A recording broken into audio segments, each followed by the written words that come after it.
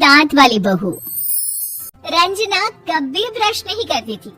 उसे कितनी बार उसके माँ बाप ने डांटा, लेकिन उसका कोई असर उस पर होता ही नहीं था, जिस कारण से उसके दांत पीले पीले हो जाते हैं शादी के बाद।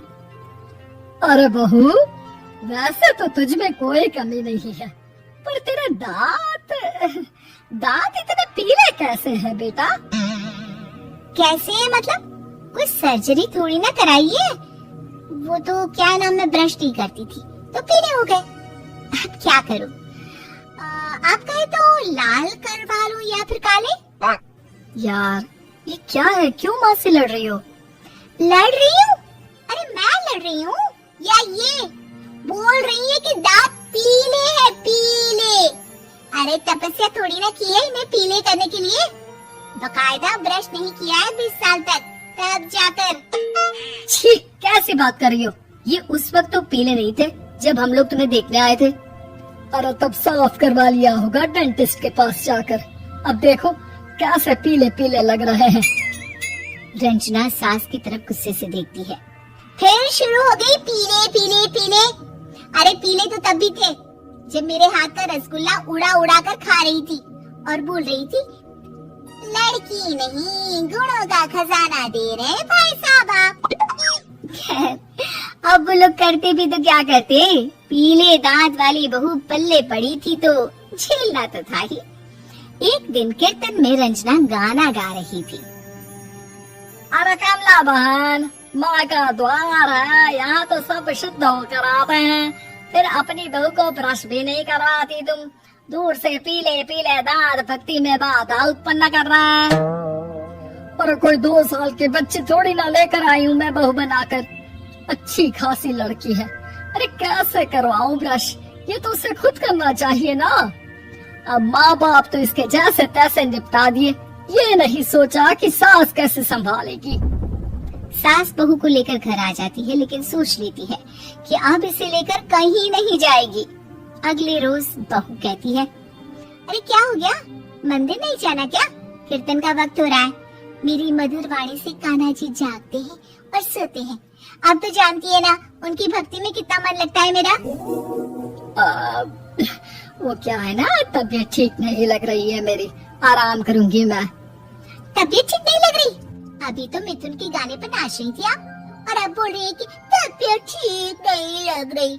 अरे भक्ति में मन लगा लो सासू माँ, ऊपर जाना है, क्या मुंह दिखाओगी आप? हाँ? सास को बहू की बात पर गुस्सा आ जाता है। मैं क्या मुंह दिखाऊंगी, इसकी चिंता तो ना कर, समझी? अपने मुंह की चिंता कर, जो ये पीले पीले दांत लेकर हर जगह पहुंच जाती है। पता है लोग कितना मजाक बनाते हैं। ना जी ना, मैं नहीं जाना कहीं तेरे साथ। तो ये बात है, कोई ना, मत जाओ, मैं अपने कमरे में ही बैठकर भक्ति कर लूंगी। ऊपर वाला दांत थोड़ी ना देखता है, मन देखता है, भावना देखता है। और अरे बस बस, तू सब कुछ दिखा, बस ये सफेद चमकदार दांत ना दिखाना किसी को, है? जा यहाँ से। बहू को सास की बात का कोई फर्क नहीं पड़ता, वो तो जैसी थी वैसी ही रह जाती है। सुबह नहाकर किचन में खाना बनाना, फिर खाना खाना, कीर्तन भजन करना और सो जाना। एक दिन, माँ जी मैं सहेली के घर जा रही हूँ, शाम को लेट आऊंगी। हाँ, तो जाना, मैंने कौन सा तेरी आरती करनी है घर पर बैठकर। रंजना सहेली के घर जाती है, जहाँ वो पार्टी में जाने की तैयारी कर रही होती है।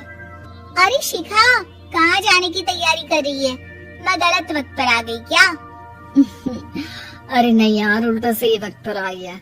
मैंने ये साड़ी और ज्वेलरी निकाली है यार, शाम को इनके ऑफिस की एक पार्टी में जाना है। बताना कैसा लग रहा है ये सब? नहीं यार, इस ड्रेस के साथ तो वो वाली ज्वेलरी अच्छी लगेगी। हाँ, सही बोल रही है, मैंने ध्यान ही नहीं दिया।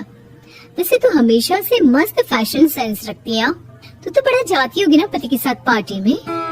रंजना कुछ नहीं बोलती, बस सोचती है कि यार काश ये बात सही हो जाती, पर मैं क्यों नहीं जाती पार्टी में?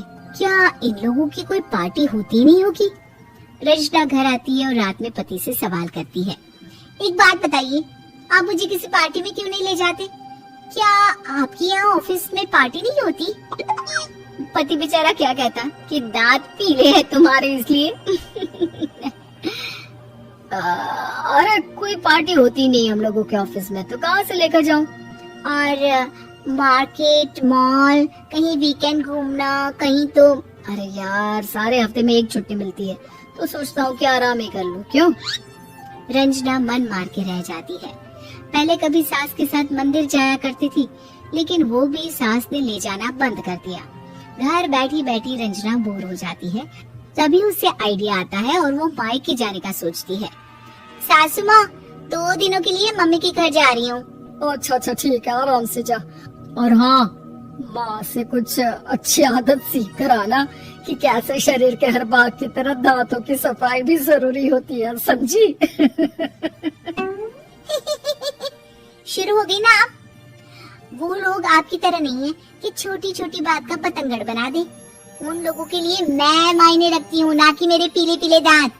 रंजना माँ को बिना बताए उन लोगों को सरप्राइज देती है, लेकिन जैसे ही वो दरवाजे पर पहुँचती है, अंदर देखती है कि घर वाले कहीं जा रहे होते हैं। अब माँ, काश रंजना दीदी के दांतों वाली प्रॉब्लम नहीं होती, तो वो भी हम लोगों के साथ चलती ना बुआ जी की बेटी की शादी में। हाँ बेटा, लेकिन अब उसे कौन समझाए कि उसको उसके पीले दांत नहीं दिखते, लेकिन उसके आसपास के लोगों को कितना एम्बैरेसिंग फील कराते हैं। मुझे तो कितनी बार उसके स्कूल की टीचर ने शिकायत की कि उसके साथ कोई लड़के बैठना भी नहीं चाहती, और ना ही कॉलेज में कोई उससे बात करना चाहता था।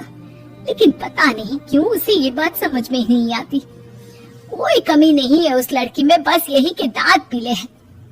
वो तो भला हो जीजा जी और उनकी माँ का, जो दीदी को जैसी है वैसे ही रखा हुआ है। रंजना को अपने घर वालों की बात सुनकर बहुत दुख होता है। वो सोचती है कि वो क्या करे, लेकिन फिर वो सीधा डेंटिस्ट के पास जाती है, अपने दांत चमकाती है और कसम खाती है कि वो रोज ब्रश करेगी। और क्या हो गया? तुम तो 2 दिनों के लिए गई थी ना, पर कोई ना, अच्छा है, चलो आ गई तो।